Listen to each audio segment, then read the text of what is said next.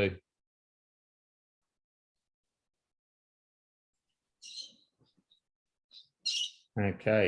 How are we going, Steph? We got most participants in? Let's get going. There's still a couple coming in on my screen here. Matt Cahill's just coming in. All right, thanks everyone for coming to the third and final Carbon Calling virtual field day. We've had the previous two Wednesdays. Some of you would have been to all three. Some this might be the first one. It's sponsored by the federal government through the Smart Farms grant. We've been doing some research trials on various farmers' properties, different ways that we can store carbon in the system in a practical and adoptable and a repeatable fashion is what we're shooting for, using a variety of different technologies that farmers have access to, be it technology and systems pieces as well. I'd just like to start with a quick welcome to country. I'd like to acknowledge the Wiradjuri people who are the traditional custodians of the land. I'd also like to pay respect to elders, both past and present, and the Wiradjuri Nation, and extend that respect to other Indigenous Australians who may be present.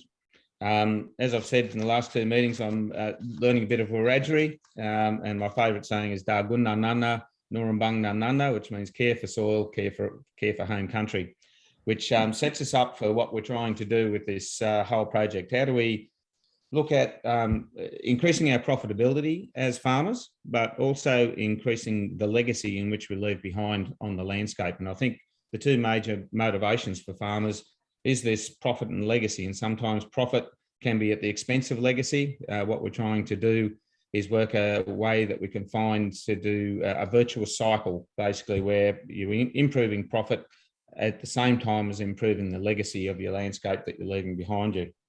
We've got a pretty exciting lineup. There's a bit of last minute reshuffling this week. Those of you who might have seen last week's ads that came out, we were going to have Niall Blair come and talk about carbon markets and so on. Unfortunately, Niall got called away on a late emergency call and couldn't make it. So on a short time frame, I did a few phone calls around, and luckily enough, we got Tony Grogan from Impact Ag and Angus Ingham from Kilter Rural, who have actually been playing in this carbon and biodiversity space and practitioners in the space. We also have Steve Nicholson, who is a participant in the Climate Resilient Soils Network. It's what we call the research project. One of the 4 growers that were doing different research projects for us. So Steve's a farmer from Forbes near Garema, which is sort of southeast of Forbes. Steve and I have got a long history, did Steve's agronomy for a lot of years. Steve's been really supportive of some new technologies coming through that we've been playing with.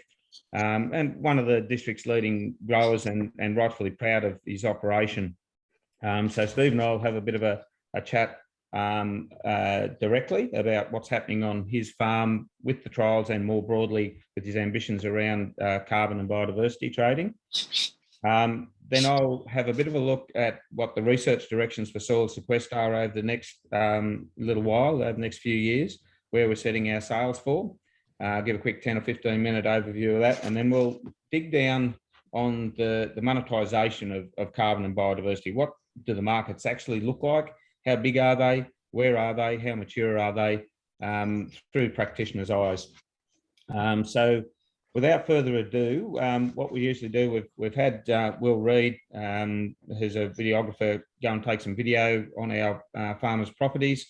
Usually we have the farmer on the property with the iPhone and we can show the crop, so it is actually a field day with one there. But Steve's he's gone down to the coast lollygagging by the seaside. So he's not on farm. So unless we get an opportunity to see a bit of ocean, Steve, maybe, but yeah, so we won't have anyone actually on farm, but we have a little video that we can play of Steve out in the paddock and some of the things that are going on the farm. So Steph, if you want to run that video, and then Steve and I'll have a chat.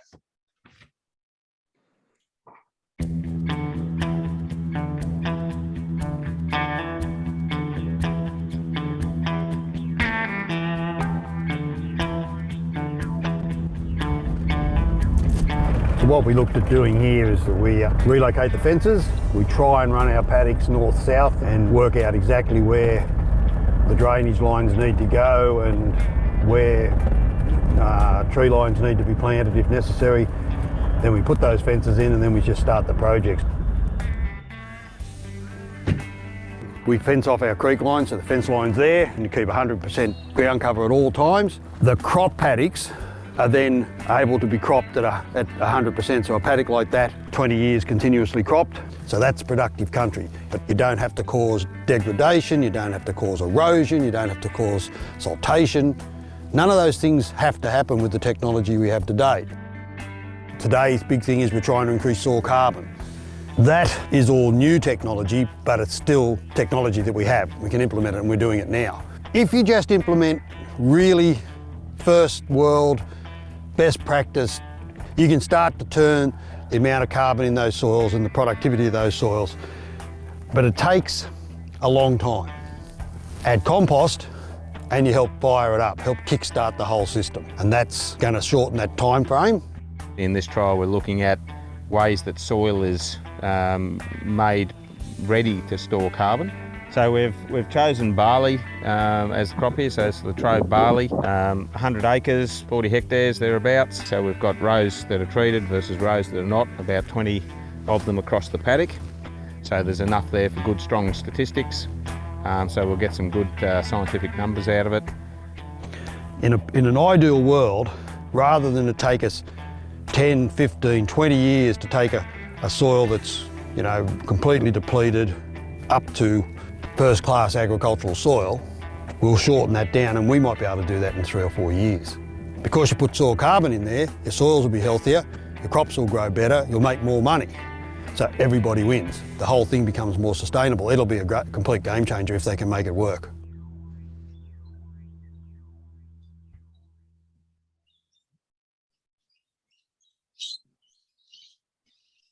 That about sums it up, Guy. I don't think I have to do anything. I can go back down the beach. That's about it now. Back down to the surfboard, mate. Out into the blue room, the green room. Mate, there's a lot going on that farm on a lot of levels. And we saw bits and pieces of it in that video where you've been working at not just building your soil carbon, but building biodiversity along creek lines, fencing off creek lines, a whole heap of stuff going on there from an environmental point of view. But with that perspective of dovetailing it into your production systems is what I've seen over the years has really been your focus. So you're ticking both that environmental box and the production box, but you can't be green if you're in the red, obviously. So the productivity of your systems improving with those sort of strategies. Just a quick overview on the actual research trial that's on that place. We've basically used compost and also, well, we didn't have compost in that one, did we? No, it was just, that's right. It was last week's seminar with Stewie. We had compost with and without VAM. This is the sister partner trial to that, where we've just got mycorrhizal fungi with VAM fungi on and off across the paddock without any influence of compost at all, and with a different soil type and a different system. So this is a tine sowing system versus a no-till system as well. So we want to compare and contrast a couple of different systems using these types of fungal inoculums. So that data, obviously, we've baselined that and we'll go in and get the carbon data after the crop has actually been harvested, and there's quite a crop in that paddock. So it's been a good season to do a research trial. I'm glad it wasn't 18-19 where there wasn't much carbon growing. But Steve, you might want to just give us a bit of an overview of your strategy on that farm. You've had it for a few years now, and you've obviously kept a real focus on how you want things to turn out and how things have turned out. Can you give us a bit of an overview of what that strategy looks like for you and the motivations behind it? Yeah, Guy, you saw from the video, my sons that run the operation with us, we have this vision that says that you can be profitable and you can be sustainable, but how do you go about it? So it depends on the individual farm. So we looked at that farm when we took it over and said, well, you needed to have a whole farm plan, which dovetailed into each other. So there was areas that needed to be reclaimed and rejuvenated through just eliminating stock, so fencing off creek lines and things so the stock can't hang on those sort of areas. Soil test the entire place, find out exactly where your baseline is, and then start a process of minimum till, stubble retention, really good weed control, making sure that the crops are profitable, but their overall farm health is increasing. And it's starting to show the dividends are there now. Some of those crops that you saw when that video was taken now are stunningly beautiful cereal crops. And it's a reflection that you can do both. You can actually be sustainable. And my opinion and my son's opinion of sustainability might differ from other people's. Our belief is that basically every year, if you took a snapshot in time, your farm on numerous levels of indicators should be better than it was the year before, given normal seasonal fluctuations. What I'm saying is, so your ground cover should be better each year. You should be able to get it to a stage where it's 100% ground cover all the time. Given droughts, floods, no matter what, you should be able to start building that ground cover. You should have a goal to have better ground cover. Siltation of your creek line should be starting to decrease year on year, getting better and better. So the water's cleaner that's flowing into your dams and across your paddocks. The biodiversity on your farm should be better every year instead of them being just, denuded of everything and just monocultured crops. You don't need to do that. You can have biodiversity. You can have remnant vegetation protected. You can have wildlife corridors. None of that stops you making money, because ultimately you come to the paddock where your production is. What's it doing? Is the soils healthier? Are the crops better? Is the baseline soil data improving? And if it is, then you're sustainable, because sustainability means it's just getting better all the time, and you're therefore going to get better yields. You're going to get better healthy crops. You're going to make more money. And as you said, you can't be green if you're in the red. And that's the problem.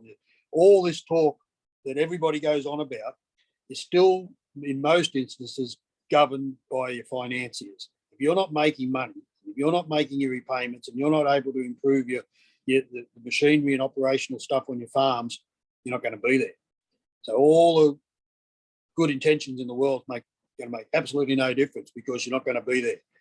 You've got to make money as well. So that's sustainability. So better healthy soils, better biodiversity, less erosion, but more profit. And some of the systems, I know some of the country, when we first started working together, Steve, there was some tough country amongst it, with across that floodplain country, south the Forbes, where some of the soils are a bit more sodic and so on. But some of the places you started versus where you're at now, I find quite instructful, where you started with some pretty hard soils. And you talk a little bit to some of the processes involved in going from compacted, hard-setting soils through to what you've got there now. Yes, Guy. Well, that was the start of it. That was 20 years ago. So the original farm, we did some initial soil testing, and basically the day we arrived, we had paddocks there that had been traditionally farmed for probably 100 years. They had soil carbon levels of 0.01% soil carbon. Best of them was 0.1% soil carbon. Soil bray phosphates of 1 and 2, nitrate nitrogens of 1 and 2 and 3. You're talking about completely degraded soils, hard as the hobs of hell. Wouldn't matter what you tried to do. There was no way. They were very sodic. So exchangeable sodiums, 9s, 10s, not unusual to find 12s and 15s. But all of it was fixable with technology. So we decided that in those days, the first thing was to do was to start stubble retention, wasn't it? It was just to treat the paddocks for sodium. So we put out gypsum, weed control, and grow as much biomass as we could, and put that biomass back on the top of the soil between crops and try and get it to rot down and start the system going. And it's gradually improved as time's gone along. Technology's got better, the machines have got better. We still, no matter what, we've just invested $750,000 on a new seeder out of Germany, which will allow us to get through even more trash without having to be, so it's a time machine, but it'll be able to handle even higher trash loads. And the reason for that is we're starting to get to the stage now where originally we had a philosophy that if you had a crop that yielded more than 5 or 6 tonnes per hectare, we needed to do something with the stubble. So the first thing we did was buy a header that we could cut the stubble and smash it up and spread it. But even at that, we still struggled to get through it. It was a bit of a wet sowing season.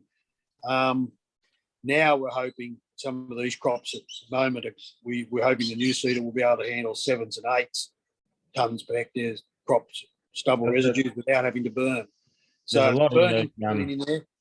there's a lot in the selection of the machinery used there for the job. A lot of thought gone into how you actually get your crops into the soil and how you manage that stubble. And it has been a really big problem. And I think you've identified one of the big problems of driving through the landscape at the start of this season. It was like the whole wheat belt was on fire because of the big crops last year. How do you sow into great big stubbles unless you've actually got a machine that can do that? And then all of a sudden everything starts to change because you can actually keep your stubbles. Steve, I also just been mindful of time here. We've got a couple of minutes, but just wanted to touch on going forward, what you're seeing going into the future. We're in a time in history where every second article on the internet's about carbon trading in one way or another, in my echo chamber anyway. And there's lots of talk about it. There's lots of talk about opportunity for growers, both in politics at the moment and the general press. Where are you casting your sails to with your business plan going forward with carbon being in that mix? Well, Guy, early in the piece, I used to speak at field days and tell farmers that carbon was key, but it was based on production, not so much just the trading. I used to say all the time was, don't do it for the trade, don't do it for the trading cash, do it for the productivity increases you're going to get, the better sustainability you're going to have on your operation. But how now world's changed. The carbon price now and what they predicted to be in the future is going to be unbelievable.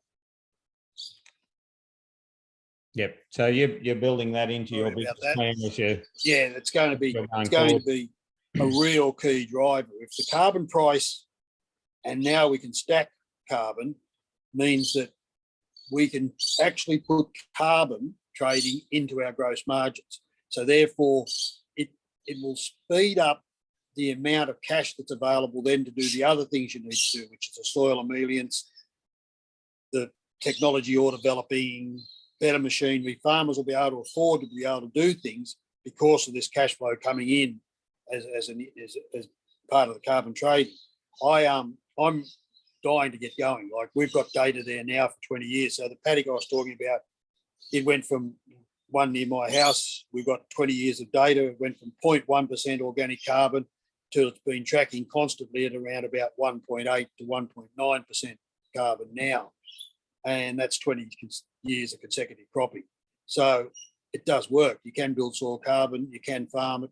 Now we should be allowed to trade it, or we can trade it. It's just coming up with a system that's both simplified enough that most farmers can implement it, and that there's enough in it for the farmer that the traders don't take the cream, that there's enough in there to make it worthwhile doing. And then you'll find the farmers doing it. And one of the big steps is being able to stack, being able to put all the bits and pieces together across your farm to come up with a package of carbon credits and biodiversity credits. It's enough to justify your whole exercise. So, yeah. Right. Thanks very much, Steve. That's brilliant. And it's really good to see a grower up in the stirrups with all this and really taking on. I can't hear you there, Guy. Sorry. Okay. Can everyone else hear me? Steph? Yep. Just fine. Yep. Yeah, mate. Yeah, now I can. Okay. Thanks very much for that, Steve. That was really great to see a grower so up in the stirrups and being successful at doing it. So if you want to hold tight, we'll at the end of the session, we'll have an open forum, and I can see some questions already popping up for you there. No doubt there'll be more. So towards the end of the session, we'll have a few questions. The next part of the seminar I'll just give people a bit of an overview of SoilCQuest's vision for the future, where we're tracking. If I can just find a screen to share here. I think this is it. So let's put it on play. Here we go. Can everyone see that all right? Yep, looks good, Yep. Webby. Do I need to shrink down the people's pictures in the corner there, or is that over the screen? It's all good. Only for me. Rightio. So research directions. I thought we'd give just a quick run through. SoilCQuest is all about how we sequester carbon and into the landscape. How do we propose to go about that? That's what takes up a lot of our time, thinking and planning of how that's going to happen. We do a lot with different academic organisations around the place, ANU in particular, and others. But SoilCQuest is primarily a grassroots organisation, research organisation. We're a not-for-profit, and we like to focus on what the farmers see. So we want to stand inside the farmer's fence and look at the farm through the lens of the farmer, rather than looking from the outside in. And Steve alluded to it there. You can't be green if you're in the red, but things aren't going to get adopted unless they tick the economic box and tick the practicality box. It's something that could be actually adopted. So we spent a lot of time thinking about that. And from that process, we've come up with an overarching project we call 4D Farmscapes. And it's to do with this thing that I talked about earlier of pulling profit and legacy into a virtuous cycle. So why we call it 4D Farmscapes, because I think we need to look at the systems we manage, our carbon management zone, in 4 dimensions. So typically, as an agronomist, I'd wander across a paddock and I'd be looking down at weeds, and I'd be looking at the crop to see if it needed some nutrition or had any funguses or diseases, any insects on it. And you kind of concentrate on that crop almost in the 2 dimensions. We spend a lot of time on farms, but the reality is in managing carbon, we're actually dealing in 4 dimensions. So we're length and breadth, and we're also height. And we've got to think about it in scales of time, which is your 4th dimension. So we're not just managing the crops and pastures at 6 inches above the earth. We're actually managing right to the top of the troposphere, which is roughly 11 kilometres up, is where the weather happens. So where the troposphere meets the stratosphere, that's where our rain patterns are. That's where carbon dioxide is building up in the atmosphere and increasing temperatures and making Australia drier and hotter climate to grow crops in. Then we come down to closer to the surface. We've got to manage our structure in our landscape, our trees, our wind flows across that landscape, because winds have a massive impact on what happens with moisture in the landscape, right down to shrubs and all the different structure that we can get in our vegetation.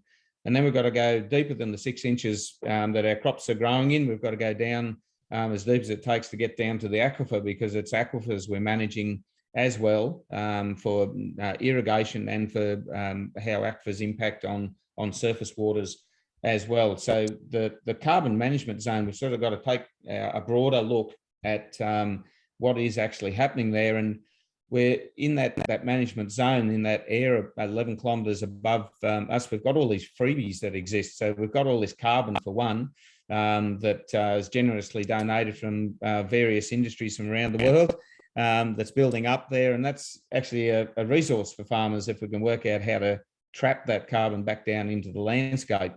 And it is all about how we trap these freebies. So nitrogen is floating around in the air. 78% of the atmosphere is nitrogen. We don't really want to buy it out of a bag if we can work a strategy to capture it out of the air. Rainfall, moisture, obviously all comes for free out of the air, and we get free sunshine. And gravity is the other thing.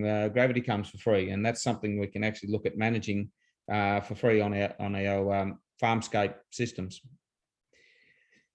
There's a basic question you really have to ask yourself every time that you're looking at a management option on the farm is what are the physics that are driving this? And in particular, what are the physics that drives carbon? And in a very broad brush way, it's an interesting way to look at it, that of all the moisture that goes through the landscape, all the rainfall that falls on a particular landscape, 80 to 90% of the water goes through vegetation of one sort or another. And the calculation towards carbon is every litre of water makes 1 to 4 grams of carbon. So depending on the efficiency of the plant, some plants are super efficient, like acacias. They're up around 4 grams of carbon for every litre of water, and others are lower than that. So our crops sort of fall into that zone. So broadly, if we think about it in terms of those basic physics that are driving the system, it's a great sort of foundation to help make other decisions. To distill it down even further, to get carbon to build in the landscape, you've got to capture nitrogen and you've got to capture water. You get those two things managed well, and you start building carbon.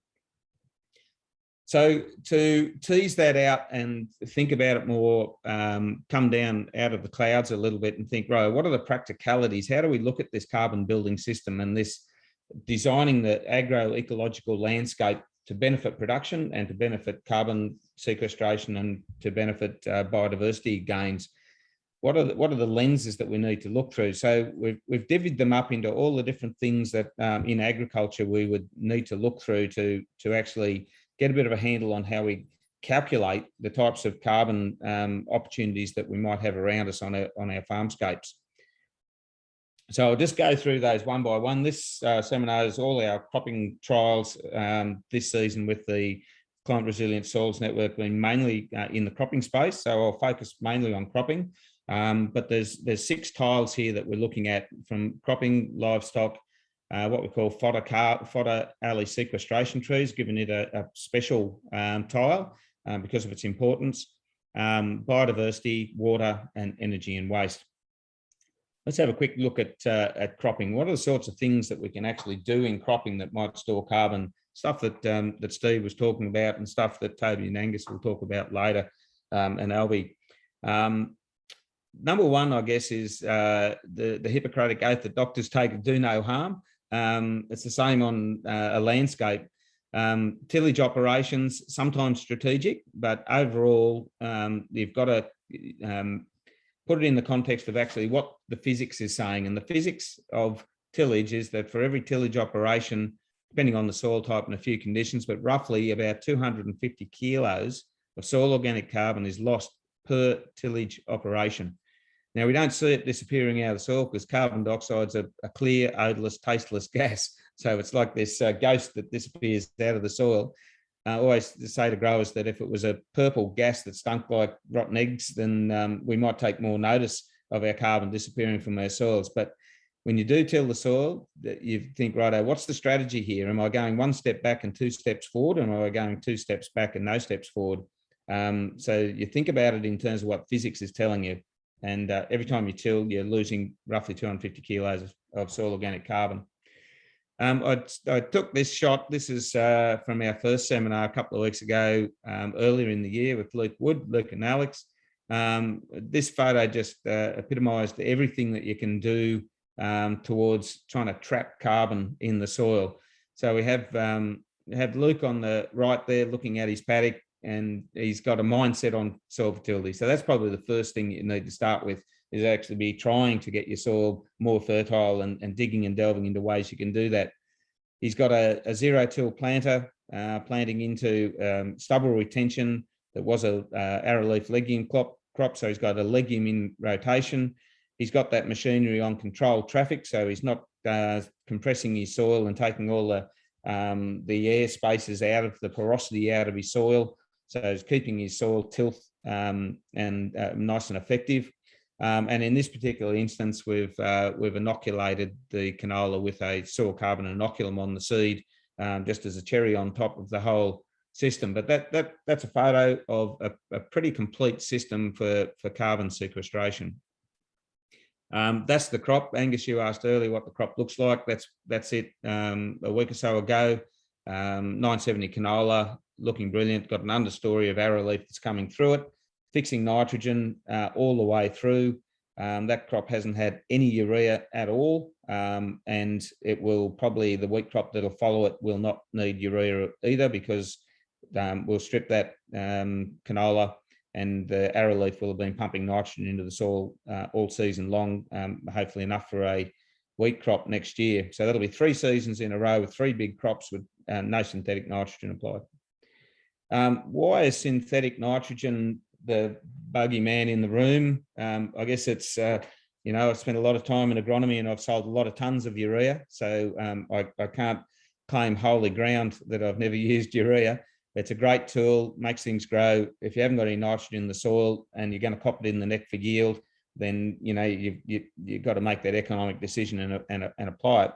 But again, it asks the question, what does the physics say? And the physics and the biochemistry around urea is that it has a massive carbon footprint. And if you're trying to trade carbon and you're assessing your total farm footprint, urea has one of the biggest one. It costs the same amount of energy to make a kilo of urea as it does to make a kilo of steel. And that's most of it's made over in Qatar, the other side of the world.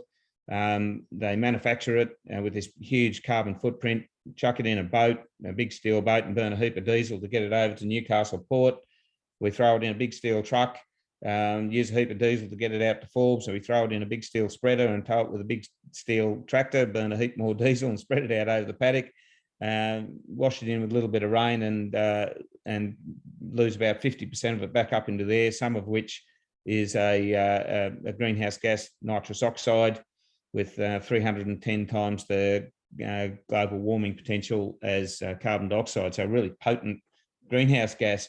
So that it's almost obscene when you think about it in terms like that. The carbon footprint of urea is somewhere around a bit over 5 tons of CO2 equivalent for every ton of urea manufactured. So it's got this great big footprint. So it's really hard when you're doing carbon accounting, if you're using a whole heap of this substance to grow your crops, then it's a hard one to battle against. One of my growers likened urea to heroin. First time he used it, it was almost impossible to get off. And there's a good reason for that. The science is pretty clear on that, particularly as you're getting up into higher rates of urea, it actually shuts down a lot of the organisms in the soil responsible for manufacturing nitrogen in your soil. And also it's in the form that stimulates a certain type of microbe that likes to eat carbon voraciously. So although you're growing more biomass, you're growing more carbon by putting synthetic nitrogen on, you're burning it just as fast, and the net gain is pretty much zero. So not that great for your nitrogen cycle in your soil and a great big carbon footprint. So what do we do to get around that? In a cropping system, things like multi-species cover cropping. So this is Mick last year growing a multi-species cover crop. You can see the 4-wheeler in there. It was a fairly decent crop. It was a good year last year.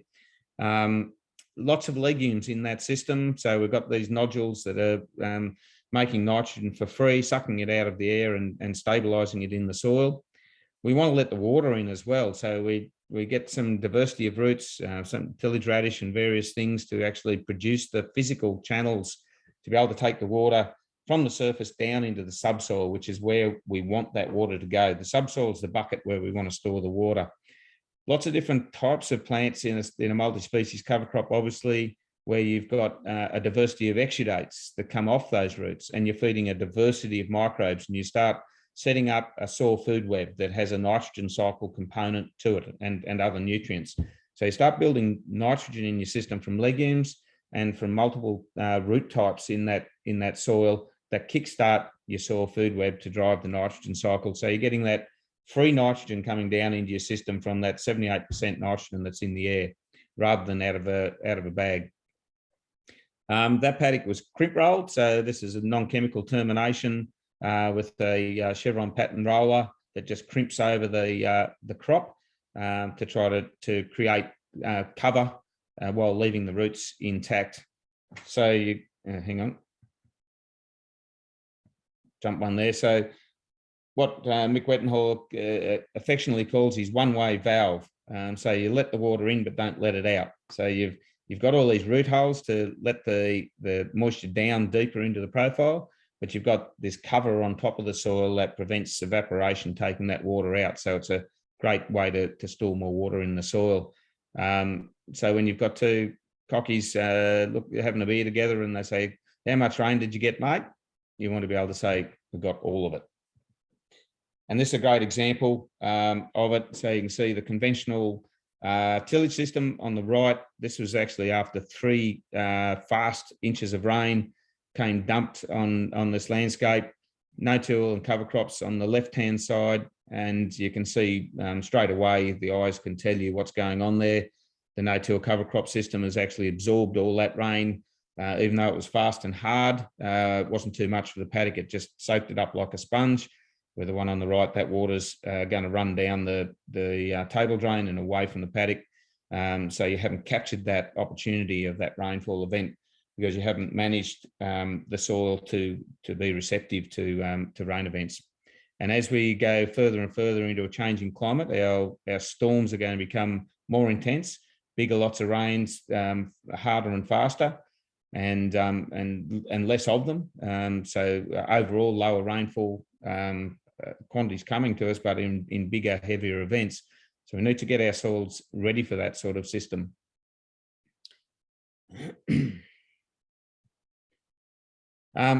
So the other 5 tiles, I might just whip through quickly, just conscious of time here. So livestock, we look at how we can manage livestock. Same sort of thing, I guess the same physical principles are at play, that you want to make sure there's cover on the country versus not. And the strategic planned grazing is obviously a way to do that. We're managing ground temperature as one of the big components in that. The hotter the soil is, the more moisture you will lose from that soil. And remembering that nitrogen plus water equals carbon. If you're losing water from the system, you're losing the capacity to make carbon.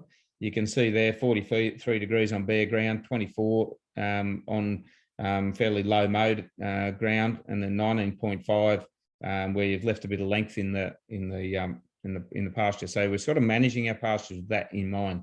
Again, don't ignore the physics. This Stewie Austin up at Wilmot has been building carbon in his soils up there with this system. Kindly donated this photograph, which he entitled Big Mob Grazing, 1,273 head on 21 hectares. He's got them packed in there pretty well. But the basic principle is high stocking rates, short grazing periods, long rest periods, 100% ground cover 100% of the time, diversified perennial pasture, so diversified root depth and root type to get that nitrogen cycling will give you soil carbon accrual. This is Jeremy Bradley, one of our soil sequesters with a paddock that he's managed over 10 years versus across the fence that wasn't managed. He's done a whole heap of different things here, from deep ripping, but mainly time control grazing and adding compost teas and a whole range of things. And this was taken this year. We did an intensive soil carbon program there, testing the soil carbon on both sides of that fence. Over a 10-year period, Jeremy's drawn down 616 tonnes of CO2 equivalent per hectare in that paddock. But you can see the productivity gains. And what Steve was talking earlier, you don't have to go broke on improving carbon levels in your landscape. In fact, it's actually good for the economics of the system. So just managing those livestock and that pasture biomass across the paddock. Having a look at the biology in the soil, dung beetles are pretty cool. This photo on the right was Luke Wood's paddock. He's got dung beetles in amongst his soil. That was down about 6 inches, that little ball, just a ball of compost. So they take carbon underneath the soil. So it's always worth checking if you've got dung beetles, if you've got cattle. And the soil carbon inoculum, which Soil Carbon Company are developing at the moment, is also, there's work being done on pastures as well to inoculate pastures. The fast carbon, this is my little hobby horse, fodder alley sequestration trees. We were going to call it fodder alley row trees, but we thought the acronym wouldn't go over that well to call something fart carbon. So we've changed it to fast carbon. It's very simple. Again, you've got to adhere to the physics. What are the physics going on a property? And if you can create a microclimate, you actually keep the wind off the deck. and wind has a massive influence in drying out the landscape. So if you can create intersection points for the wind and keep the wind off the paddock, you actually make the paddock hold a lot more water. You make a humid environment that is conducive to better pasture growth. So in these cases, we're choosing fodder trees or shrubs that are leguminous, so they're pumping nitrogen into the soil and they're helping capture moisture in the landscape. So again, water plus nitrogen equals carbon. This was supplied by Terry McCosker from Carbon Links and baselining work up in Queensland on Lakina stands. So you can see on the left there, there's 2 paddocks that were baselined, 40 to 41 tonnes per hectare of soil organic carbon per hectare. The one in the middle there with the circle around it was a Lakina stand, very similar soil types and similar rainfall, obviously, and everything else. The only difference is had Lakina for a decade or so. And inter-row, not counting the trees themselves, inter-row had 115 tonnes more soil organic carbon per hectare, about 400 tonnes of CO2 equivalent per hectare more than the adjacent paddocks. If you put a very modest carbon trade to that, it's about $8,000 worth of carbon in those soils per hectare. Tagasasti, over in the west, there's about 100,000 hectares of that planted in various places, again, keeping the wind off the deck, creating that microclimate so that you can actually store carbon in the interrow. And of course, the shrubs themselves are storing carbon and creating biodiversity as well. Just by the way, they've done quite a few biodiversity studies in old Tagasasti stands, and they're just absolutely chock-a-block full of little birds that weren't there before. We're doing a little bit at Forbes with some research on different ways of managing tag. This just to show, this is a row of Tagasasti over near Burua. I pulled up and took a photo of it because you could see this was this year. You can see the pasture growing right up underneath that line. So the Tagasasti itself got really deep roots and doesn't compete with the grass growing beside it. Saltbush, an oldie but a goodie. It's not a legume. My thought is that you must put some legume component in with saltbush stands, so you keep the nitrogen cycle rolling. This is one near Forbes, quite a bit of mallee planted around Forbes. Not a big fan. This was planted for carbon sequestration. Yes, the trees have sequestered carbon, but at the expense of the environment in between the trees. You can see that middle little shot there. They've taken a photo of the soil surface where it's quite badly eroded. So it's horses for courses. You've got to pick the right plants for the right job. This influence of wind, it's a really big one, and I don't think we manage it very well across the landscape. It's really easy. We know that when we hang out our washing, the best time to dry it is a sunny, windy day. It dries out the clothes really quickly. It's exactly the same with the landscape. This was the end of 2019, a dust storm that came over Parks and my place, turned day to night, millions of dollars worth of nutrients and carbon disappearing off our continent. With events like that, for the want of some intersection on the paddocks, some cover on the paddocks, and some strategies around doing that at scale. Biodiversity, in simple terms, I realise I'm running out of time here, so we don't eat into other people's times. Again, creating microclimates in the landscape and linking up remnant timbers and so on for biodiversity. So biodiversity can get from one part of the landscape to the other. We can gain carbon credits and biodiversity credits through this, but also our ecosystem services provided in this landscape here. You can see all the wind breaks that are actually stopping the wind from howling across that country and providing something for the environment as well. Water management, it's a big one. Water plus nitrogen equals carbon. So trapping water on the landscape, working out where it's flowing and putting in banks and hydrology management, just absolutely critical. Energy and waste,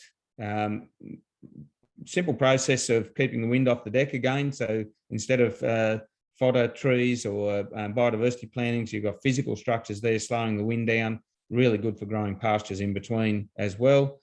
All around the world, this is being proven. So this is the largest solar farm in Europe and Serbia, 660 watt, big giant thing. but here's an agricultural system doing really well as the panels create a productive microclimate for better ag production.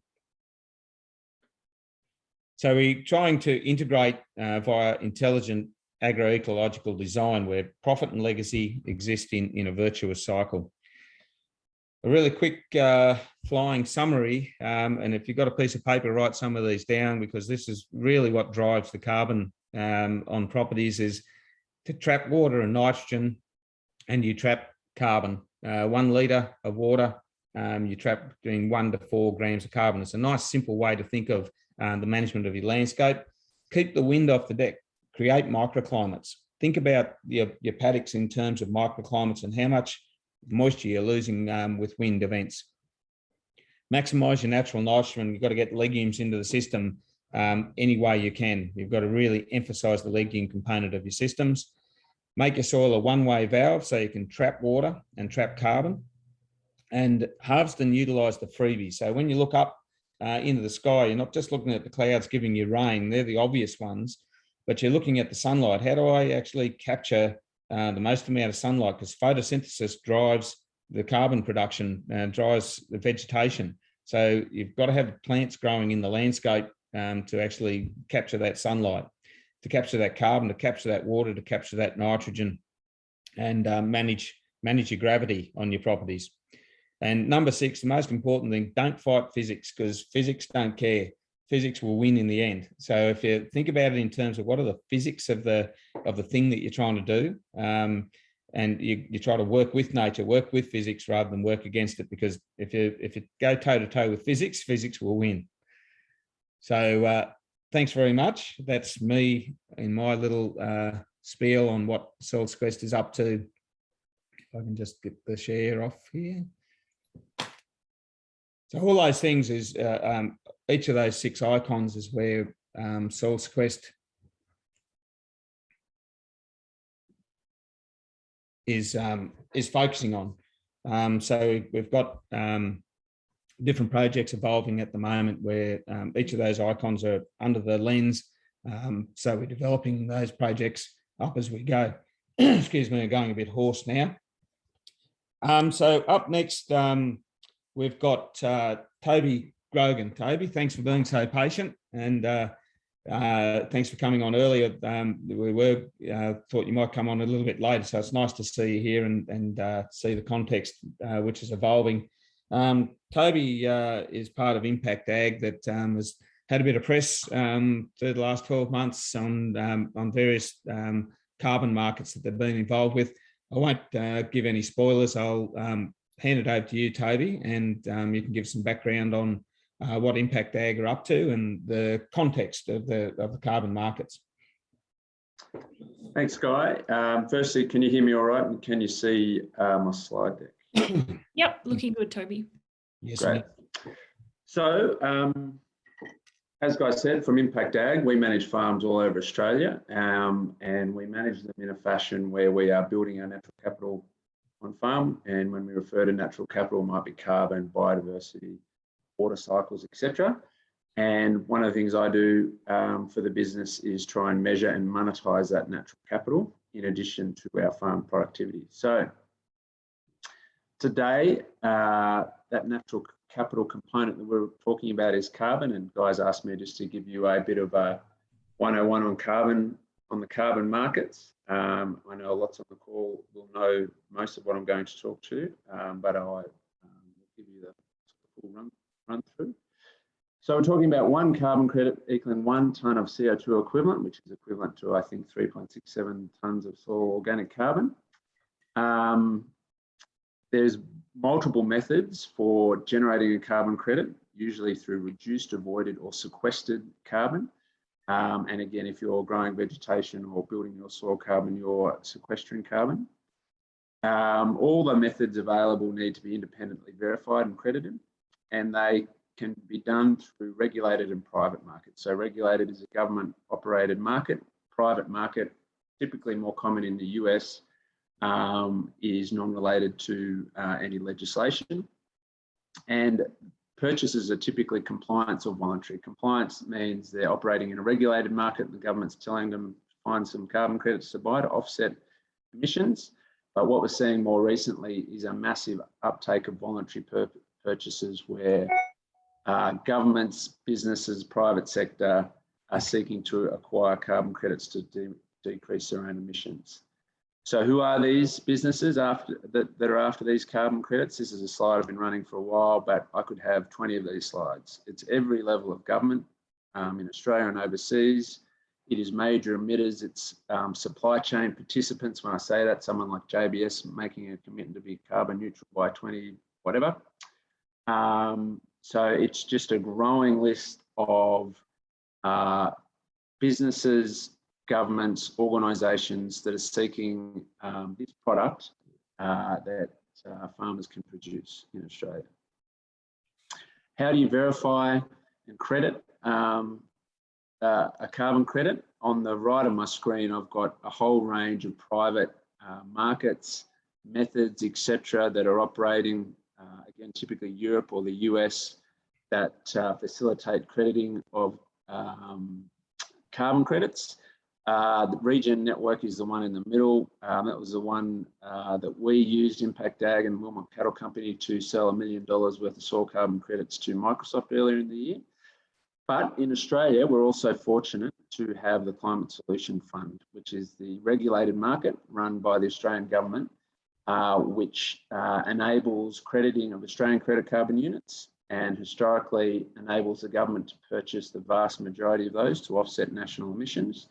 But increasingly, it enables anyone to generate an Australian credit carbon unit using an approved method and transact that carbon credit to any third party. So what does that market look like? I know this is a busy slide, so I'll just try and talk through it as quickly as I can. This represents the Climate Solution Fund, and prior to being called the Climate Solution Fund, the Emissions Reduction Fund, and its progress to date. So starting at the top, you've got $2.5 billion of taxpayer funds have been committed by the federal government to this market.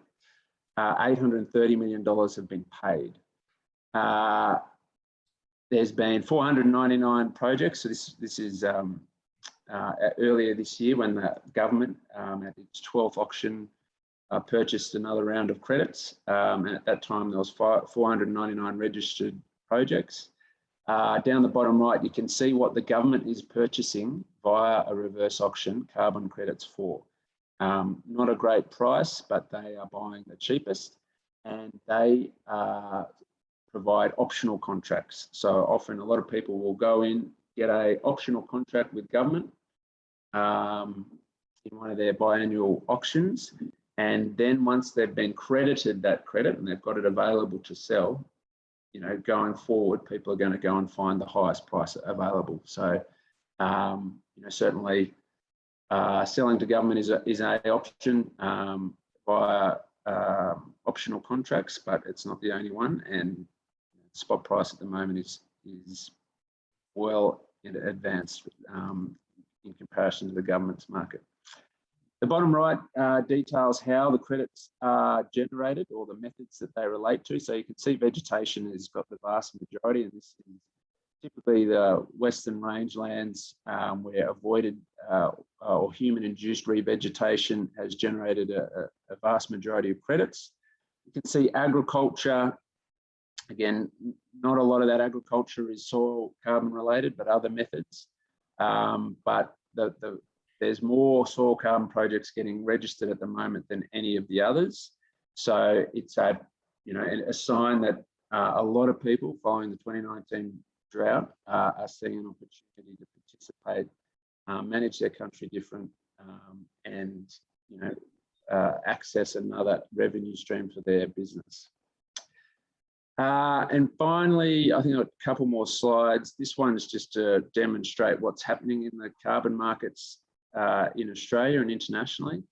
So that top graph is the spot price of Australian credit carbon units, and you can see what's happened more recently.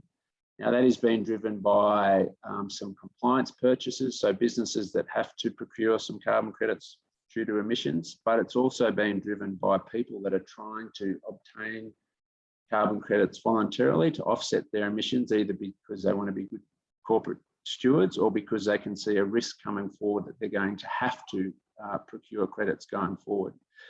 The graph down the bottom is just a collection of international carbon prices, and that's up to the end of 2020. All of those have gone on a similar run in 2021. We have got COP26, which is the next international climate change conference in Glasgow in November, where a lot of companies, businesses are going to make greater commitments to reduce their carbon emissions. And in doing so, they will have to rely on offsets or the procurement generation of carbon credits. So all the macro drivers for an increase in carbon price are lining up. And at a time where the regulated and private markets are continuing to evolve and the methods are getting easier to implement, it is still complicated. If it seems complicated, that's because it is. But as there's more businesses like guys that are operating, as there's more project developers, as there's more competition and maturity in the market, it's going to be easier for farmers to participate. We've got a new method in Australia for soil carbon getting released later this year. It's going to make it materially easier over the next few years and cheaper to participate. I think I've spoken to the demand consideration, but you'll see that demand for these carbon credits is getting closer to generation. And what I mean by that is they're starting to try and buy project developers. They're trying to finance and forward contract carbon credits because the early movers and now the majority of the market can see there's going to be a crunch in supply at a time when demand's going to skyrocket. And the last point there around co-benefits and getting premium prices, such as we did when we sold credits to Microsoft, there's some of the co-benefits that carbon generated on ag land can provide, things like biodiversity, and Kilter might be able to talk to that point. That's me, Guy. Thanks, Toby. That's brilliant. It'd be interesting to hear your opinion, I guess, of where you think the carbon market's going from here and how stable the carbon market is. We've seen it evolving really quickly over, even the last 12 months. We've seen lots of changes and new players in the space and lots of appetite from industry and lots more conversations on the political front as well, obviously leading up to COP, driving a lot of that. But I guess if you're a farmer or grazier that hasn't had much experience in this space and you're thinking, okay, what is this market? Is it ephemeral? Is it growing? Is it stable? What are your thoughts, like, if you were to project the next 5 or 10 years and sort of business decisions that you guys are making? Where do you see the stability of this market ending up in that sort of time horizon in a 5 to 10 year period? Yeah, so look, I think it will. I'm not a forecaster, but it may bounce around given the run it's gone on in 2021. But the projection is for a continued increase in the Australian carbon price, private market carbon prices, international prices. I mean, our regulated carbon credit is at a significant discount to those internationally. So if there's an alignment with regulated carbon prices, it will increase dramatically if Australian carbon credits can be traded internationally. We were, as a business, we're confident enough now to kick off carbon projects as we procure farms, as we implement management change. We're not going to wait for an increase in carbon price. We're not going to sit there with our degraded paddock and wait to improve it just because the carbon price goes up. We know this stacks up. We did a private market transaction only 12 months ago because we had the right historical data, because the Australian domestic method was, is complicated and expensive, but we also had a low domestic carbon price. A lot of those things are, diminishing now. We're participating in the Climate Solution Fund, but it's kind of a horses for courses for us. And in doing so, we were hoping for an Australian credit carbon unit price of $25 by 2025. That was our modelling. today it's in the mid 30s, I think. So even if there is a bit of bounce around, we're well and truly in the black based on a $25 carbon credit price or greater by the time our carbon credit, our soil carbon projects that we're registering today are going to be spinning off carbon credits in 5 or 10 years' time. And is the whole market driven by the response of industry to climate change action, or do you think there's other mechanisms in the market that is driving it as well? That's primarily the driver, but some other drivers that we're seeing now, we're getting contacted by major emitters that are trying to procure this stuff today to offset, a higher price down the line. Yeah. Governments are trying to meet their Paris commitments. We've also got investors, financial institutions that are trying to procure these carbon credits as a investment play because they can see them going up. So,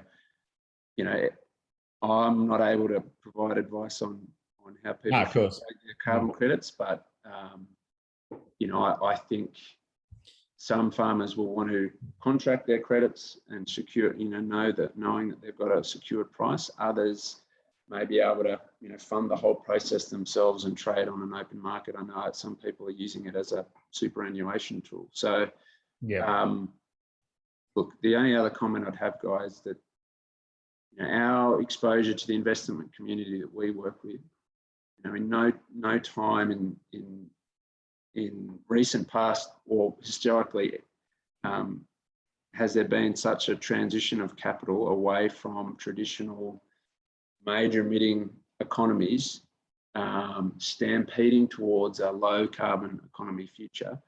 And in doing so, they're going to need offsets for the foreseeable future. And there's not a lot of those offsets. So high demand, low supply. That's spells opportunity, doesn't it? It's just working out how to wrangle it. Thanks very much, Toby. It's really heartening to see again an organisation up in the stirrups and taking on the challenges. I know some of the backroom stuff that you would have had to go through to actually make those tradings happen wouldn't have been easy. I bet there's a lot of work involved in that, and you're breaking new ground in doing that, and certainly did a lot of good for the industry to have that breakthrough. I think I commend you on the efforts that your organisation's done there, because it's actually brought it to the attention of the industry in quite a large way. And just that alone, I think is a bit of a wake-up call to the whole industry. Are we actually ready for this massive opportunity that's coming down the road at us? And we're sitting here, in some instances, sitting on our hands, not really knowing how we're going to capitalise on all this. And I think the next challenge that is ahead of us is, how do we organise it so that the challenge is easier for people to take on board? The next one, I realise we're running out of time, but that's just what SoilCQuest does at their meetings. We just always run out of time. Apologise if I'm holding people up. It is recorded if you do need to go. But I really want to hear from the chaps from Kilter Rural, from Angus, and Albie, Albie Ryan, who's the Kilter Rural carbon specialist. In particular, has got some great information. I might flick over to you, Angus, and you can set up the situation that the Kilter's in at the moment for people, and then I think Albie's going to take us home with some great information. Goody guy, thank you, and yeah, great to be here today. Big shoes to fill. Certainly not Noel Blair, who's a CSU professor and former New South Wales Primary Industries Minister. But look, guys, I'll just chat for a couple of minutes and hand over Albie. If you want to share the screen in the meantime, Albie, get yourself a bit sorted. There'll be a little bit of overlap to what Toby's just said, but to give you a bit of a sense of who we are, I hadn't even heard of Kilter, to be completely frank with you. I've been in farming and agribusiness 20 years. I've been now with Kilter for 3.5 years. They flew under the radar with a pretty low profile because they were busy managing their institutional mandate since 2006. What does that mean? They were managing a chunk of capital for Vic Super. How did Kilter come to be? There was really 4 key things. And, it was great listening to you, Guy, before, because there's a lot of overlap with those sort of key management pillars you were discussing, perhaps with the exception of livestock, which is not really core business for us. Those are the 4 key things that the Kilter founders pitched to Vic Super back in 2004. Took them a couple of years to actually find an investment to settle on. They said landscape regeneration for sustainable food production, scaled ecosystem protection and biodiversity protection, community regeneration and rejuvenation in rural areas, and climate change preparedness and mitigation. Vic Super was the funder. It had to be in Victoria. They looked all around Victoria for a couple of years and they settled on an area in Northwest Vic and set about aggregating small farms that had been over-irrigated. They had bad salinity issues. The community was suffering. You know, the dairy industry in that part of the world was on its knees. And that aggregation is now over 9,000 hectares. It's the largest producer of field tomatoes in the country. I think, to our knowledge, it's the largest grower of irrigated organic cereals in the country. There's about 3,500 hectares irrigated and about 4,000 hectares has been set aside for biodiversity protection. And to our knowledge, it's the largest amount of capital that's been thrown at such a sort of landscape regeneration type project that we know of. So absolute kudos goes to those that had the vision of Vic Super at the time, have since moved on and retired. And Vic Super has now been swallowed up by Aware Super out of Sydney. Subsequent to that, Kilter's gone on to launch 3 other wholesale investment funds, and one of which I look after, which is really the next iteration of that strategy. It's in North Central Victoria.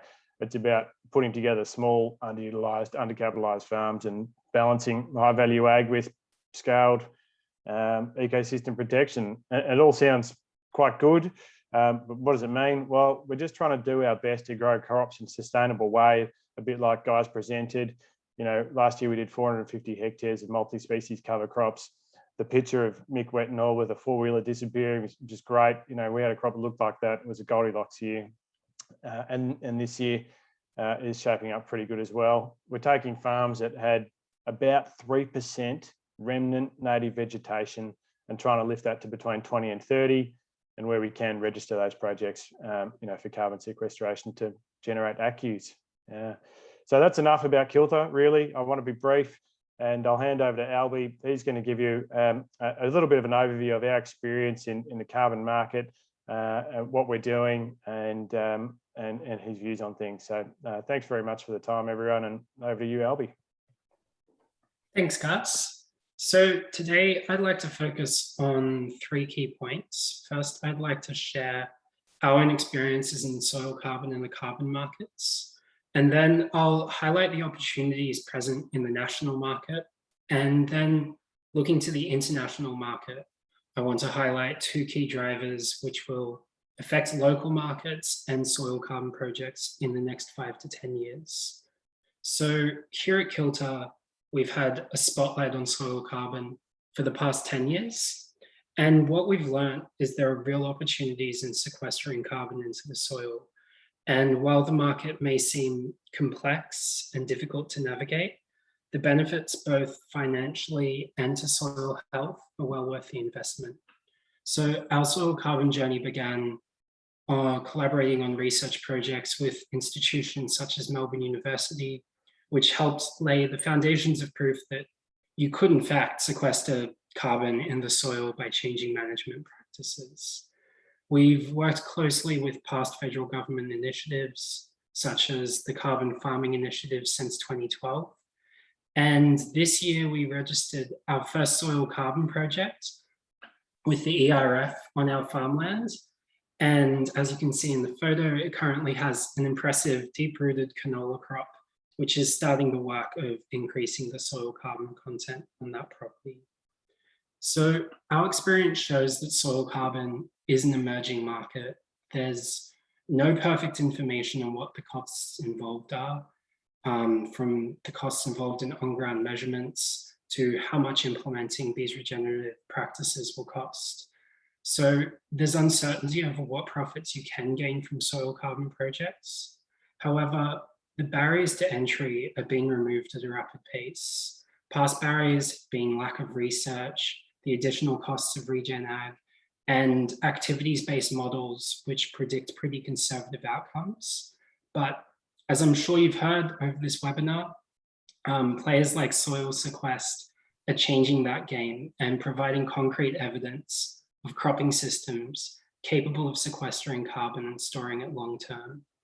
And as Toby mentioned before, the ERF is also due to release a new soil carbon method by the end of the year, which will allow farmers to combine on-ground measurement with modeling, which is going to greatly reduce the costs of measurement involved.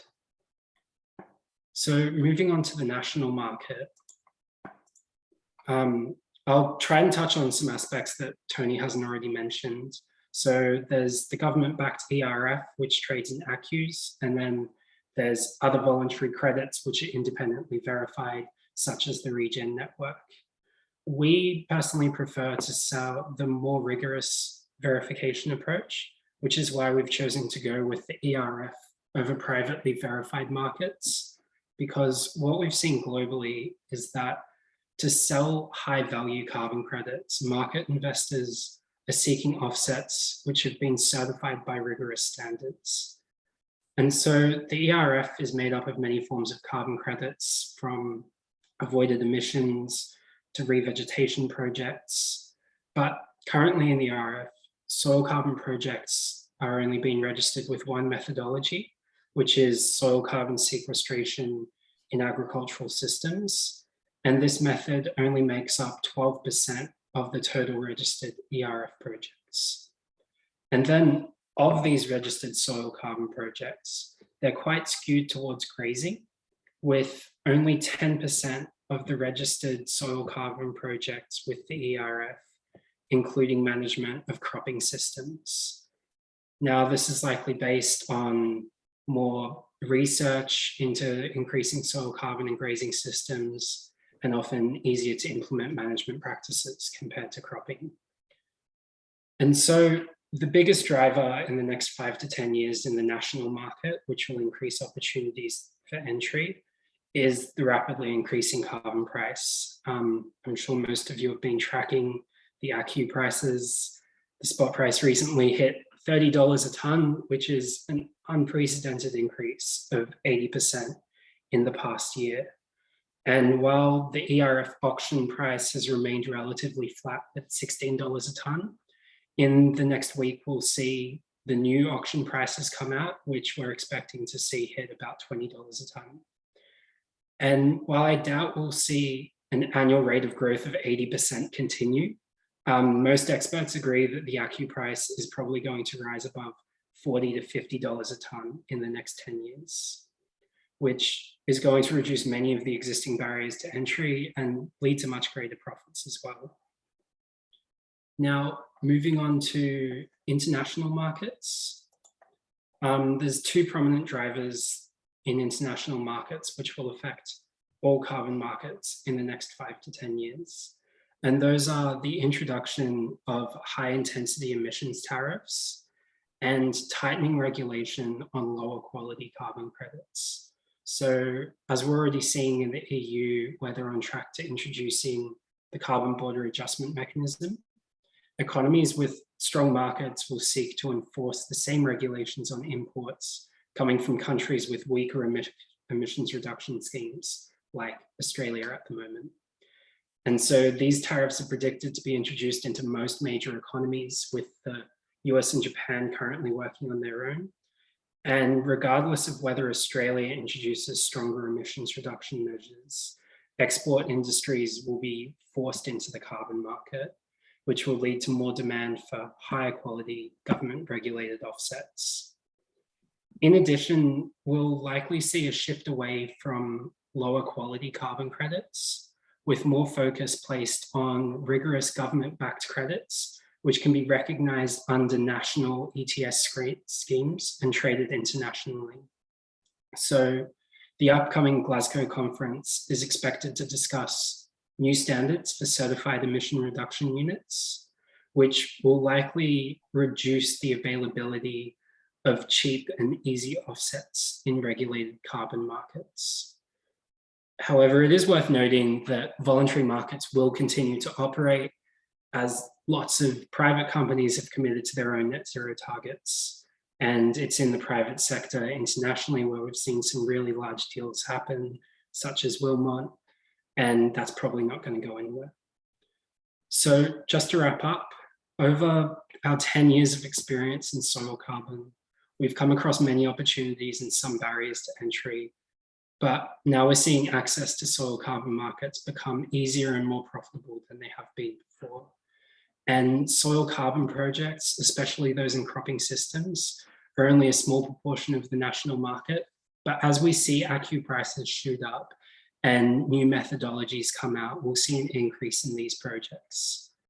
And in the international market, two key drivers to watch are the introduction of carbon tariffs and more rigorous standards on carbon credits when they're traded internationally. So yeah, thanks, Guy. Thanks very much, Albie. So it seems what you're saying there is the international markets are going to have increasingly more influence on our domestic carbon markets. Yeah. So and given that the carbon price in Europe is significantly higher than different places around the world than we're experiencing here, that we will see that influence and drive our markets a bit more. Yeah. It's likely to see that the ACCU price will eventually equal the prices of other international ETS markets, but also perhaps it'll drag down the EU price as well. But yeah. Okay, it'll find its level spot, level out. Thanks very much for that, Albie. I do realise again we're running late over time. I can't seem to be able to stick to the hour. I don't know what's wrong with me. But we have a few questions here. Steph, you're pretty good at convening the questions. So we might just get our panelists up here. Steve, I know there was an early question for you, but Steph, do you want to read out a couple of the questions? Yep, sure.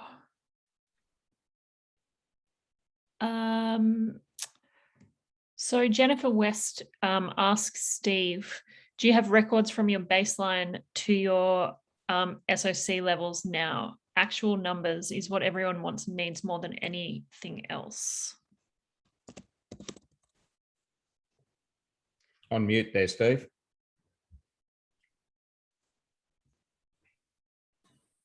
How's that? Yep, spot on. Yeah, I have soil test results showing organic carbon levels taken at various times, over a 20-year period, depending on the paddock and some of these, when we actually purchase some of this country, but I do have data, and that's what I'm going to sit down with one of my business partners, and we're going to try and put something together ourselves to see what we can come up with. But yes, I do have soil data, and it's there, and it's available to Guy if he gets his organised to use that data. As I said, we've tracked it in most of our paddocks from when we've purchased the paddock until the present time. In fact, this coming summer, we're going to do the entire operation. It's about 8,000 acres there now that we're going to soil test every paddock and rigorously soil test every paddock to just bring all our data up to date. Great, thanks, Steve. You can put your hands up too down on the reactions icon down the bottom. You can put up your hand if you'd like to ask a question, or you can put it in the chat. Let me just see if there are other questions. No other questions in the chat at this point. Okay, so it might be up to people to put their hand up if they have anything they'd like to know. We've stunned them with brilliance by the looks. Anyone got a question? Yeah, I've got a quick question for Steve, if that's all right, guys. Steve, just based on that, the measurements you've got, your baseline being paddocks that have no soil carbon added versus those that have. Is that correct? Yeah, so normally we always go in and test our country when we buy new paddocks. So we have no idea what the previous history of those paddocks were, but we've got a baseline then that says our soil carbon level in a paddock was, be what it may, 0.1, 0.2, 0.3% organic carbon. We then implement our own farming system and then we monitor it as we go along. So we'll do a spot check at different times just to see how it's tracking and if it is increasing. in those paddocks. So far, we've found without exemption that every paddock has increased its soil carbon. Obviously, if you put nothing other than zero till and good management, good stubble management in, soil carbon levels rise. They rise slowly. You come in and put in something like compost, or in some cases we've used biosolids, you'll get those soil carbon levels to jump up very quickly. And then, of course, once they've jumped up, it's a matter of building on that and then maintaining it. Of course, the more soil carbon you get, the slower the build-up becomes in time, but it still seems to be rising all the time. And now our hope is that GUYS technology will be another jumper in the system that will be able to jump it up. Our overall farm goal is to have our soils tracking at about 2% soil carbon if we can. Thank Thank you. you. Good question. Yeah, it's a very poignant question, that one. I think traditionally agriculture hasn't been great at keeping records. That is changing, but it is really important to keep records and to understand what you're testing for and how those testing methodologies take place. Also, particularly with regard to carbon. If there's no other questions, which I can't see any hands up, but if anyone's got any last minute burning questions, we're running 25 minutes overtime. I have a quick one. Yep. Oh, there's a hand up. Sorry. Right. So we learned this year that under the ERF, the Clean Energy Regulator only allows the prioritization and maybe the authorization of these ACCU carbon credit units for emissions reductions, not for actual drawdown. And yet both in soils and in the seas, we have opportunities to draw down far beyond what might be an emission reduction. And really, it's like looking at two different sides of a ledger where you've got, emissions and emission reductions, but we're going to need a lot of drawdown as well. Could anyone comment on the future of the ACCUs and how soon we might expect to see drawdown credits that really aren't limited by some particular industry's emissions? Albie, that might be a question for you, would it be? Yeah, sure. So by emissions reduction versus drawdown, could you just clarify what drawdown is? Do you mean sequestration? Yes, I mean, there are carbon sinks in the soils, there are carbon sinks in the seas. They can far exceed the actual carbon emissions by a particular industry, whether it's agriculture or mariculture in the seas. And yet we found out upon trying to write a proposal for a pilot project that we had to somehow frame it as, oh, we're going to reduce these emissions, as opposed to actually drawing down carbon out of the atmosphere into the soils and seas, regardless of the emissions. They could go to zero. We want to draw down, we got 1,000 or 1,500 gigatons of carbon to pull out of the atmosphere in the next few decades. And the question is, how are we going to do it? And is this going to get monetized in Australia anytime soon? Yeah, so currently most ERF methods are based on both emissions reduction and sequestration, and you end up getting credited for the net result.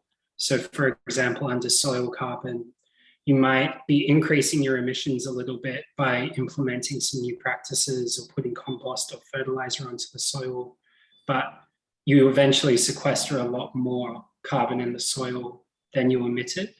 And so the end result is the net emissions sequestered after you've taken into account all the emissions from the project. So it's effectively drawdown minus emissions.